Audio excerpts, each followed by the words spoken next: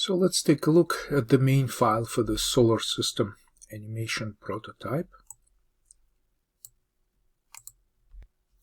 If you want to make your own copy, make sure that you update the project name macro accordingly. I added a new fragment shader for the sun, but we will talk about it a little bit later. I started using some of the planet textures in our project configuration and defined their paths in the source file. Then, of course, for the planets and the sun, I added the sphere object model, and this is the only model I use here for all planets. I also decided that I can start with the sun model, earth model, the moon model, and also started thinking about the spaceship cockpit display. And you have already seen my new star sky background. Okay, next we have our rendering function. And here I'm calculating a theta angle measured in degrees to show how much to move the planet around the orbit for a basic animation. So I have here full rotation around the sun in 30 seconds. Then we have our camera movements updates, so nothing new here. Then we do everything related to the sun. Of course, the sun is the sphere object, so I'm scaling it first. And you can try to update these scaling parameters just to see what the difference is. And I'm sort of using 1 unit to be the size of the Earth, and then everything else I try to scale relative to the size of the Earth. So of course this is absolutely inaccurate in terms of real astronomical units, but that's my choice right now. And so remember, when we construct our transformations, we basically have to think about the transformations going in this direction when using GLM helper functions for our scaling, rotations, and translations in space. So the sun is not translated in space, just scaled, and then I add some rotation to the sun. As usual, for each object we need to add view and perspective transformation matrices, as well as update the light position. The light is centered inside the sun sphere, and because the normal vectors, right, so this is the sun sphere, we have the source of light directly at the center, and because the vectors are pointing outside the sphere like this, right, so these are the normal vectors basically sticking out in this direction everywhere, we end up having the wrong clockwise triangle winding, and this is why we see the sun as a big dark ball when it's rendered. First, I was thinking that maybe I change the triangle front face right here in the code, the same way we're doing it for the skybox. But I decided to create a separate fragment shader for the sun, because maybe I would want to make other tweaks and updates in the sun appearance. So we will connect the new shader later in this video when we see the shader setup. So next, I am doing everything related to the Earth, and just again remember that all transformations that are taking place here are constructed with the sequence of going on this way. Okay, so first we rotate the Earth on its axis, and the sphere is modeled with the origin of the system of coordinates directly in the center. So therefore we just start rotating the Earth on its axis. So the Earth begins to rotate on its axis like this.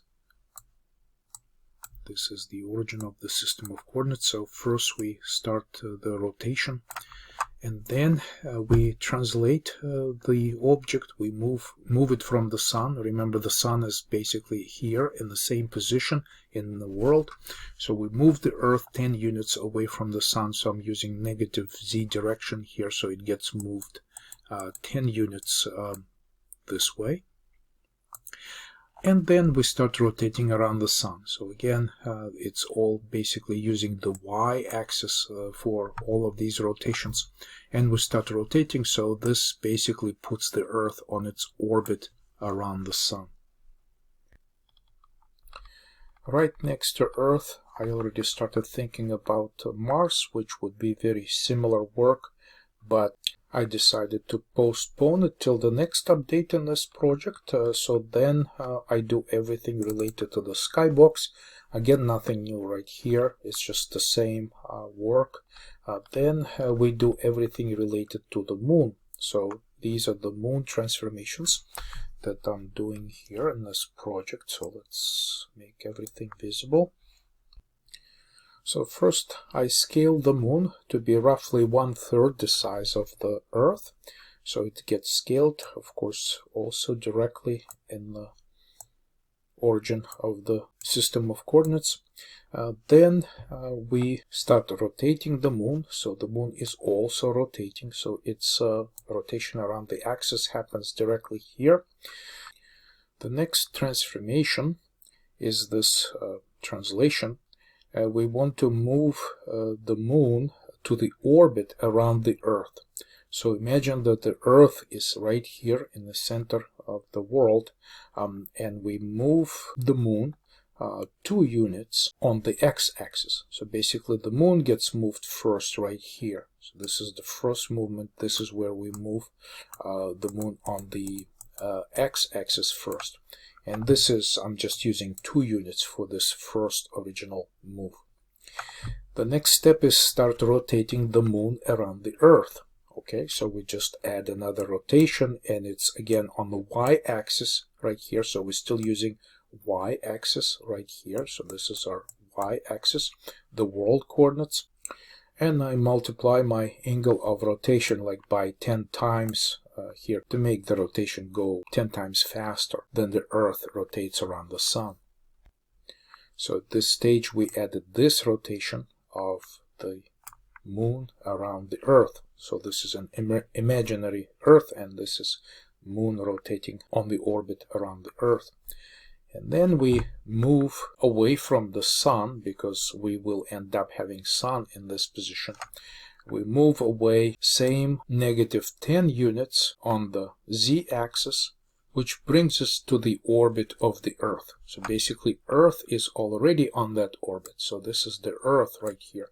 But now we move the moon to this location, and it's already doing its rotation around the Earth.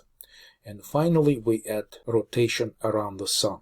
So besides rotation around the Earth, the moon will be also rotating around the Sun. So the moon is making this spiral motion around the Sun. Next, let's find the main function. Okay, I'll just resize this, and we locate our main function. Okay, so here it is. This is the new fragment shader for the Sun model. Let's take a look. So shaders, and this is the Sun shader, the fragment shader for the Sun. Okay, so the only trick that happens here is that the normal vectors are inverted. In the regular texture shader, normal vectors retaining their original direction, but here for the Sun I just invert the normals, so they're now start pointing towards the center of the sphere. Okay, so we will actually try this new Sun shader. So instead of the regular texture shader, we just switch over to this new shader, Sun shader right here. Let's quickly test this change.